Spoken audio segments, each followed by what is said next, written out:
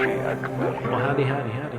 Nearly senior citizen here. Greetings, boys, girls, and all of our non-binary friends, and welcome to this, a brand new day. And remember, no matter who you are valid.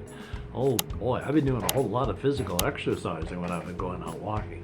Lifting my arm up as far as I can, straight up this way, out that way, up this direction, stretching it all up and back this way, because oh, my arms have been just aching from non-use because of all the nerve compression.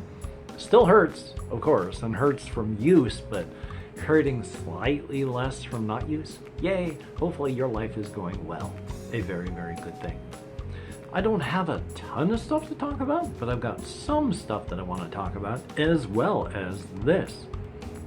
First I'm going to do this one. Well, I'm going to talk about, because otherwise I'm going to forget. Still working on making a map for role-playing game adventures, solo stuff that I'm going to do on the channel. Trying to figure out still which systems that I want to use. The problem is, of course, I've got so many systems that I feel like, oh, if I don't use Scarlet Heroes, then I've wasted the money that I spent using Scarlet Heroes. But if I use Scarlet Heroes, then I'm going to think the same thing about White Box. And if I use White Box, I'm going to think the same thing about D100 Dungeon, and then go that way. I've got so many systems. For now, for this adventure, I'm just choosing a system of use. Now, the dungeons I'm going to be doing in different ways, the overland stuff with different ways, but I'm trying to make a map. Now, the map is going to be mostly blank because exploration. But I'm trying to come up with enough big stuff on a large overland map that there's major features, and then have a zoom in where it's like, oh, this is the quarter of the map where it's going to be, and then put in the bigger features on that, and then zoom into the quarter of that map where it's going to be, this is your actual play area. And that would be, well, areas around cities would be kind of known, because you're going to have farms and smaller settlements, some little support areas for larger cities, and the little towns get protection from the cities, etc., etc. So map out that stuff, but then leave a lot of blank stuff for, hey, my character goes out adventuring, looking for whatever. So thumbs up on that. I've been thinking of various themes and settings to go with this. It's going to be medieval, you know, fantasy medieval, not actual historic medieval. Fantasy European medieval. Although, of course, I'll be using other cultures for, what is that word? Inspiration for other things. So it's coming along. And of course, with my ideas of, you know, having the other types of things like the person is the lich, that is the creating, you know, skeletal people. You know, they're not going to be massively expansive, because while there's like an almost infinite amount of skeletons out there, they're not always easy to get to. You're not always going to be able to do that, and why be expansionist? There's no way he could make an army that would take over everything. The other nations would just destroy him, but they're not into that.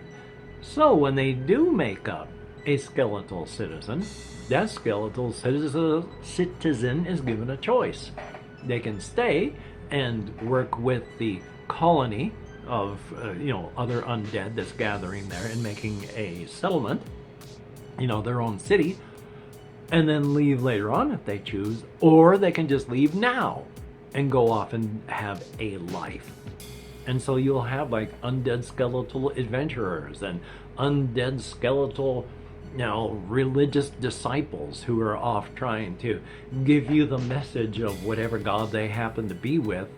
And it's unusual, but not so unusual to be in a larger city, hear the knock on the door, and then there's just human skeletal remains asking you if you want to talk about insert name of God here.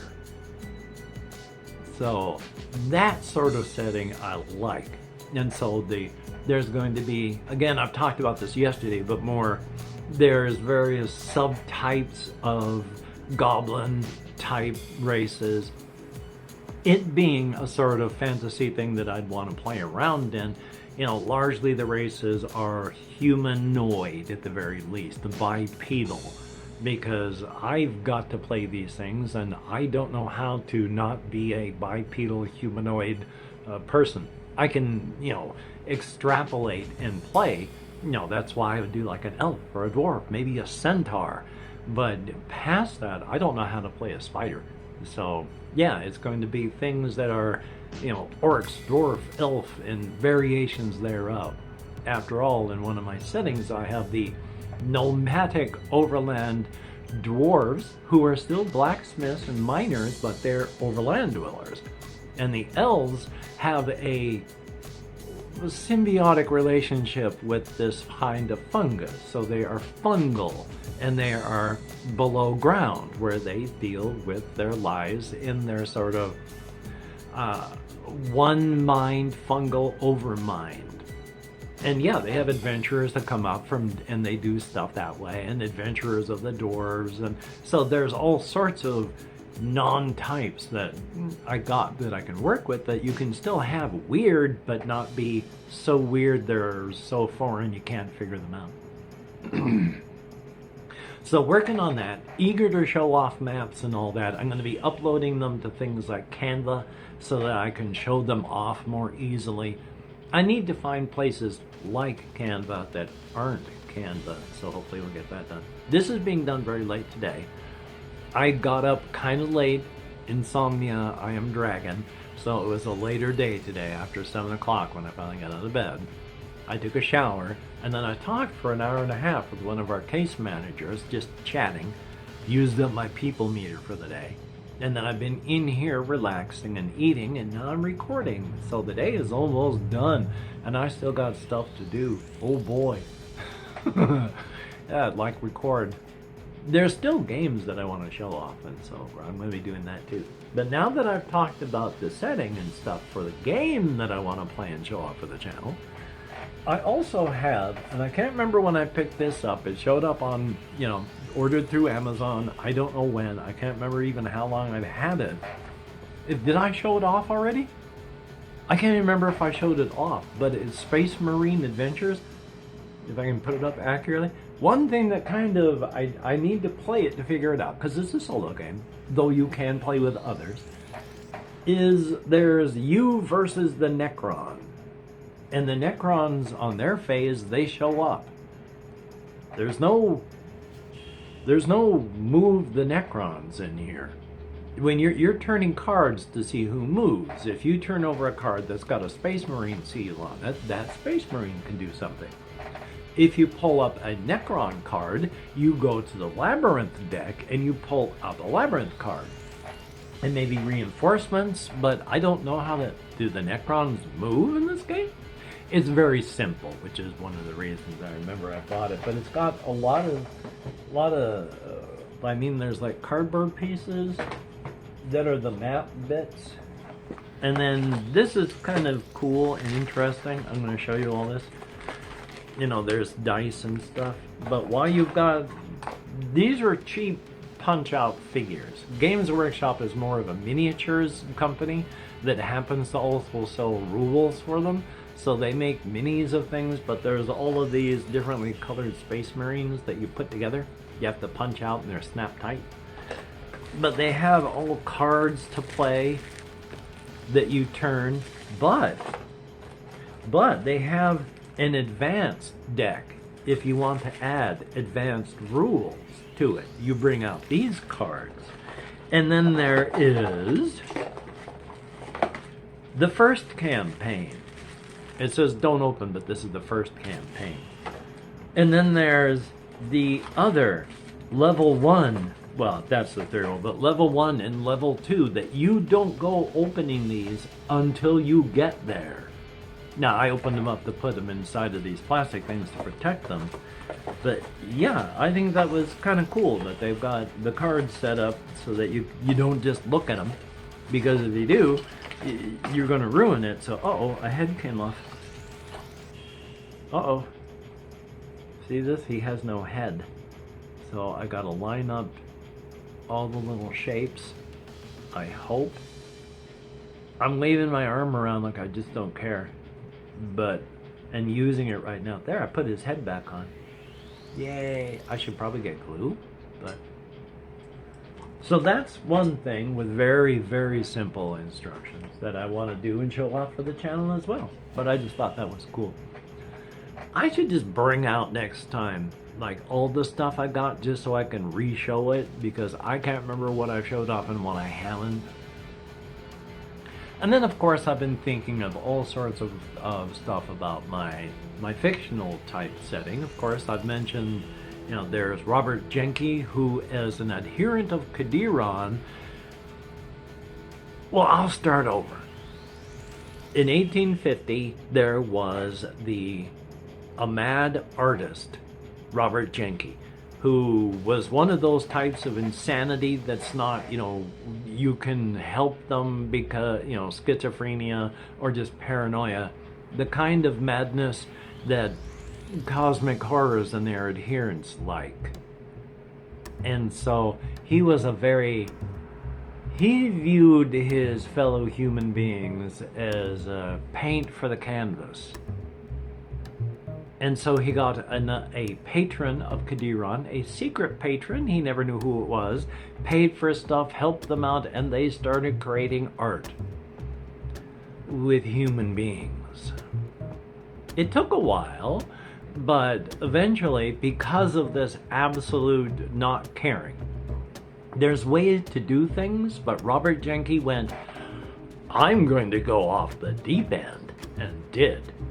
Accepted all of this and ended up, well, when you're an adherent of a cosmic horror like Qadiron, you can accept gifts that alter your body but give you power. And by the time they got to Robert Jenke, his body was monstrously mutated.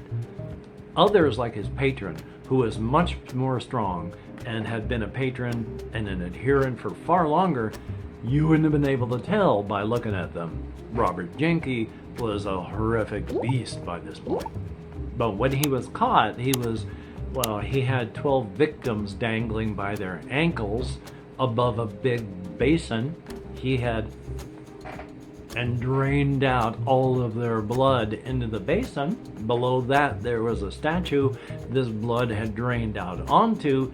That's when the cops and a private investigator broke in. Robert Jenke came for them. They gunned him down. So there's a big statue coated in blood. There's all these horrific pieces of art that were made out of human beings, and they just didn't know what to do with all this stuff way back in the 1800s. Closed up the place, put the statue off to the side, and just tried to figure things out, and less than a year later the statue vanished. Now, being an adherent of Qadiron, any of the cosmic horrors can grant you gifts and such, but what he had done was tried to use a 3-part ritual to get revenge. The first part of the ritual was to bring life, the second part to give purpose, and the third part to release. The statue was, through this first part of the ritual, given life, but no instructions. And part 2 and part 3, instruction and release, will never come because Robert Jenke is dead. And so the statue was waiting and left. And for the next approximately 100 years, this contraption wandered along in just the heartland of the United States, forming a cryptid legend of the Jenke. And in about 1950, 1960, that's when Malik actually woke up, and they are the Jenke. And Malik is horrifically, just nightmarishly torn by his life, because to survive they have to eat at least 3 people a year, and they don't want to, and they don't have a choice, because if they refuse, they get kicked out of their body's driver's seat. The body takes over, goes out, finds and eats someone, because it's waiting for the second part of the ritual, instruction, and the third part of the ritual, release. And it's not going to let Malik do anything to himself until instruction and release. So Malik, who hates their own life, because they are formed from they are a blank slate, but formed from the life forces of 12 victims. And now to survive, they have to victimize.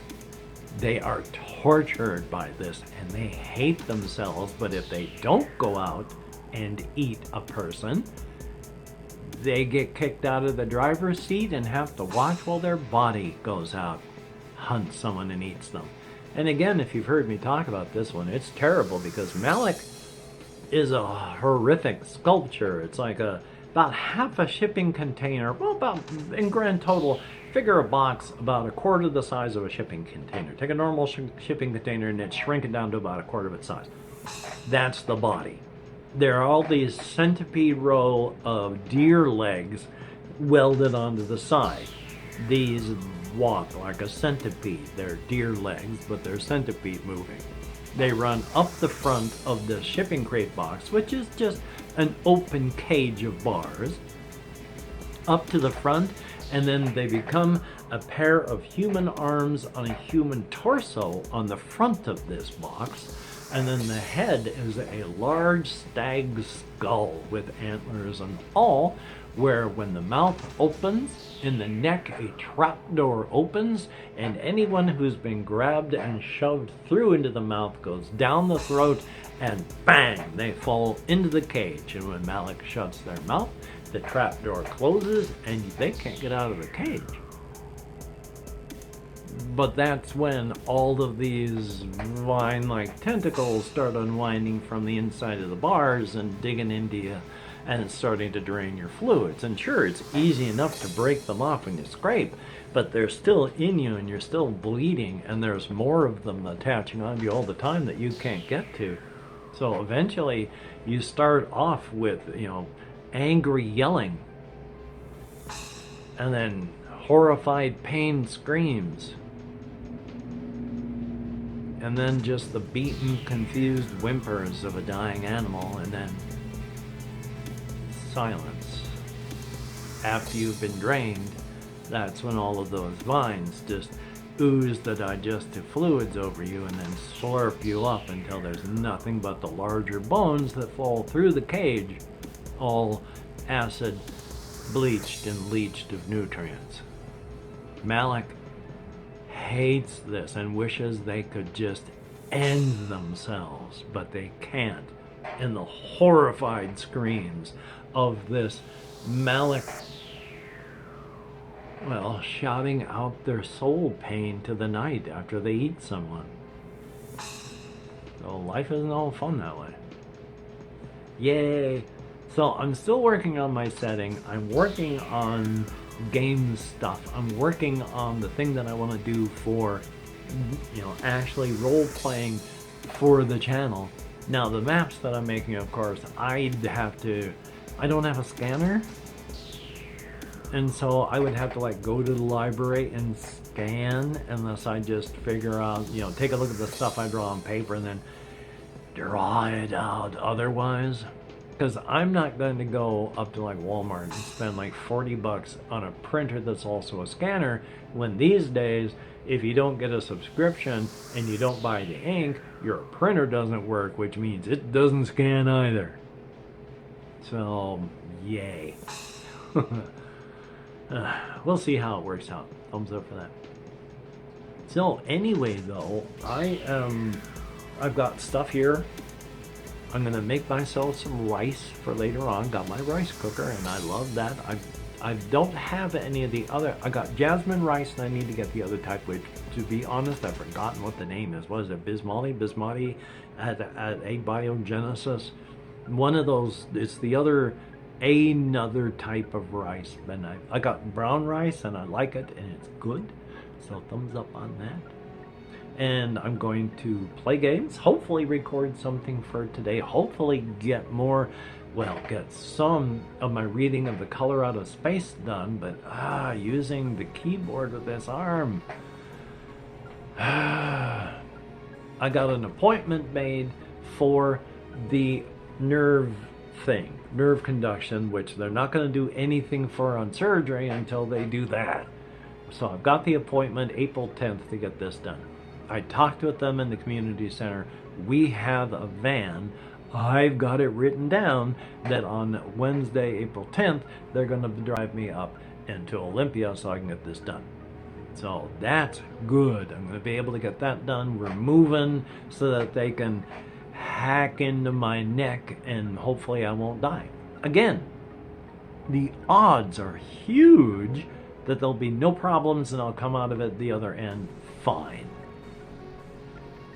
But, you know, I could roll a natural 1, critical failure, and die on the table. Die in recovery. Hell, I could roll a critical failure and die walking out the door.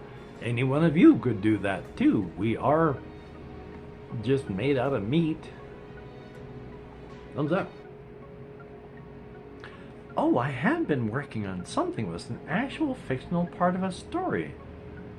Oh, try and remember this, because it was actually something that I was amused by, and I can't remember what that part was, so I'm going to remember this part. I have before talked about how I mentioned how my cryptids that I write about, they are nearly reasonable, almost rational, and if they get up on tippy toes, well, they're nearly reasonable, and that they can almost reason like people do. They don't think like we do. Even a cryptid that looks like a human being and acts like a human being and all that, they don't think quite like we do. Down here. And then reasonable, rational, almost, and then if they get up on tippy toes, they can see off on the horizon the dim glow of the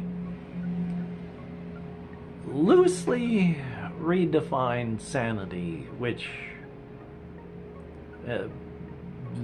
so that they can see it on the horizon has to include a whole lot of conditions that normally you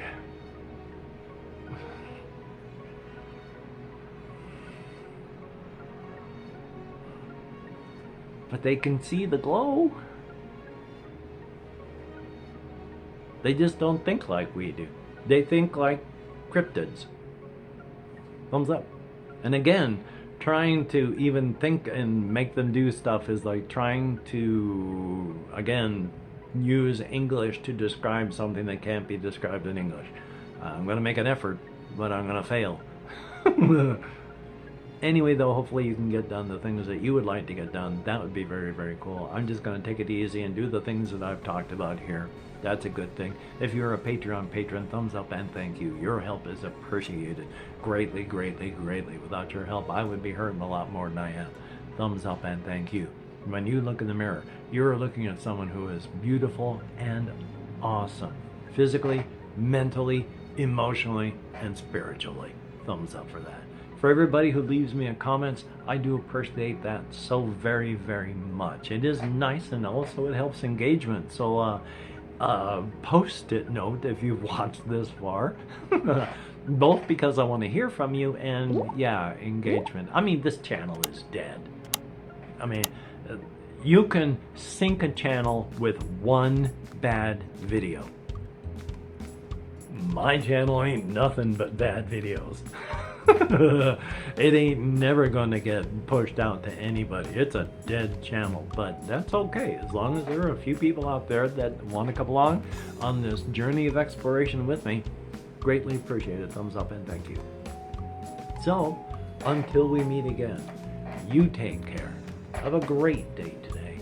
I will see you on the flip side, and that is indeed a very, very good thing. Yeah, I did my chores in the community center today while I was talking, and so I'm kind of hurting. I've only got so much stand time, and I used like 4 times that. A lot of spoons used up there. Anyway, though, take care, and I'll talk to y'all later.